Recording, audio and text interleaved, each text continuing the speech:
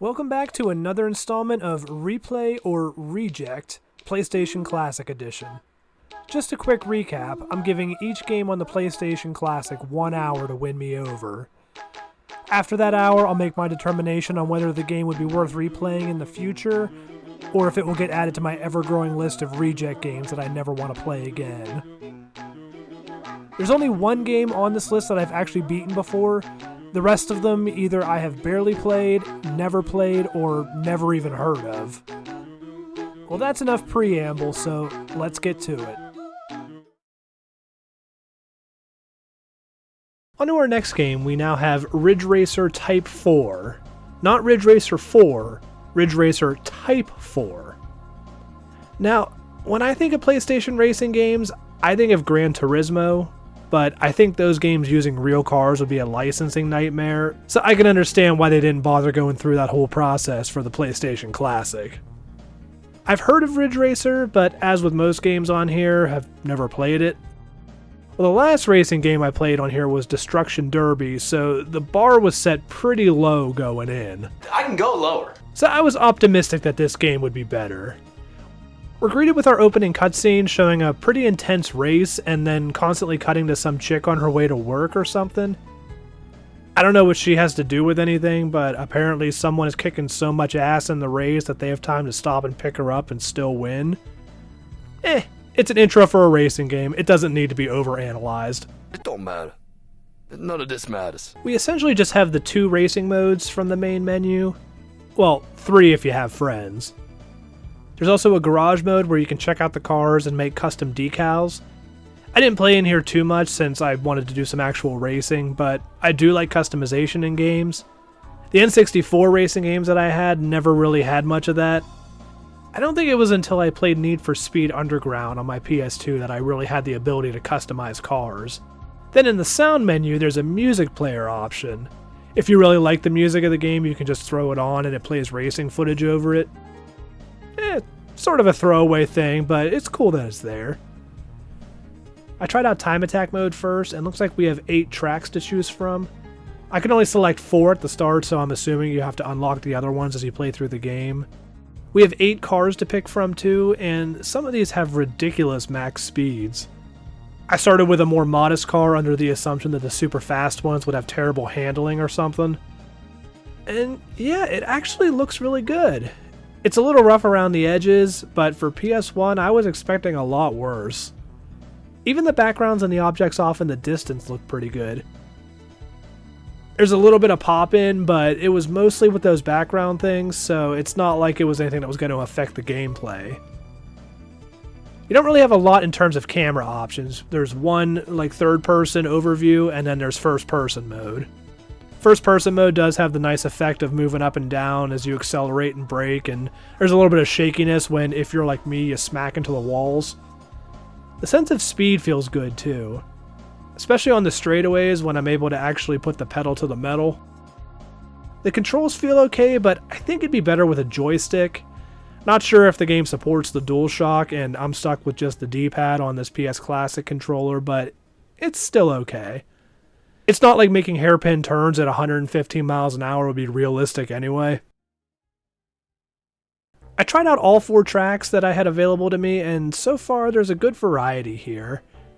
We get to race at different times of day as well as in diverse environments. We have some city driving, and then there's more rural settings and mountains and the docks for some reason. Once you finish, you're treated to a replay showing all of your best moments, which for me wasn't really much. Boy, you must really suck. And then with some practice under my belt, it was time to try out Grand Prix mode. For this mode, the races are split up into 3 stages, and you have to get better placement as the stages progress. First stage has 2 races, and you have to get at least 3rd place. Second stage also has 2 races, and you need to get at least 2nd place. And then in the final stage, there's 4 races, and you need to get 1st in each one of them. So it seems like the game tries to ease you in a little bit, and it's nice they give you 4 tries at each race. Usually with racing games there's at least a small element of luck, so thankfully it's not one and done here. I'm not the best at these games, but I figured I could win at least a couple under those rules. This isn't my first Grand Prix, you know. We get to pick our racing team, and up at the top the tuning specifies easy through expert.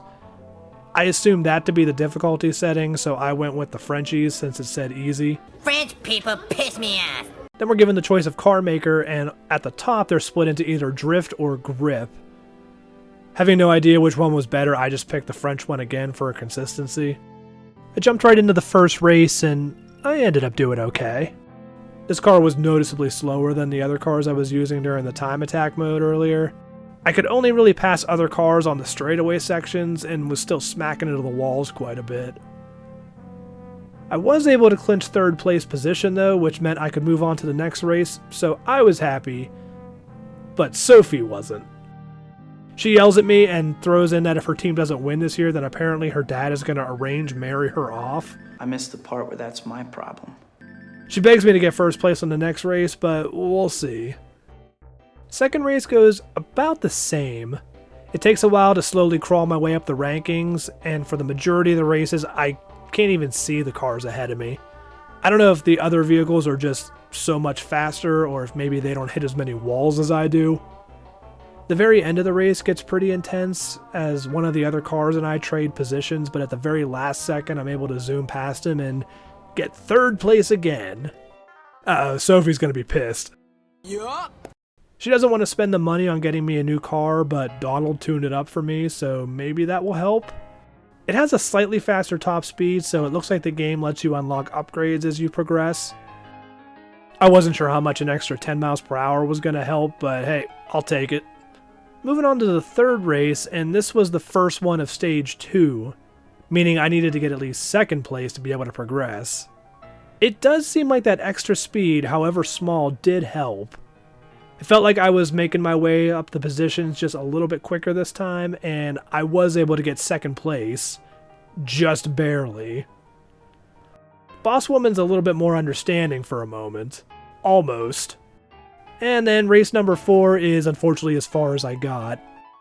I only had time left in my hour to try this one twice, and I got third place both times, so it's possible another upgrade to my car could be all I need to win, but I'm not sure. Loser! You're a loser! Now for decision time, and this one's gonna be another reject for me. This isn't a bad game by any means, there's just better racing games to play nowadays. Even just on the next generation, we had those Need for Speed Underground games, which I played the hell out of back in the day. Now, if I was trapped on a desert island with nothing but this console to keep me occupied, then definitely out of the 20 games on here, I would be playing this one a bunch. Especially if my choices for racing games were this or Destruction Derby. The graphics were really good for the time, and the game runs really smoothly. The music was pretty good too. Nothing jumped out at me as something I'd want to listen to on repeat all day, but I legit caught myself nodding my head to the beat a few times while playing. I didn't make it far enough to unlock much, but from the menus I can assume there's those 8 tracks, and I did look up how many cars there are, and there's over 300. So I can't say the game doesn't give you an incentive to keep playing.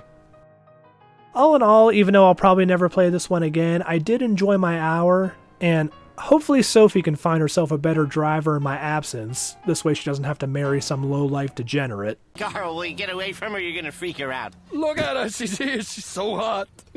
Oh, God. Вы мистер Шак? Yeah, that's my name. Now fix my dinner. Hey, I paid half too, you let her choose! Сам себе говорит.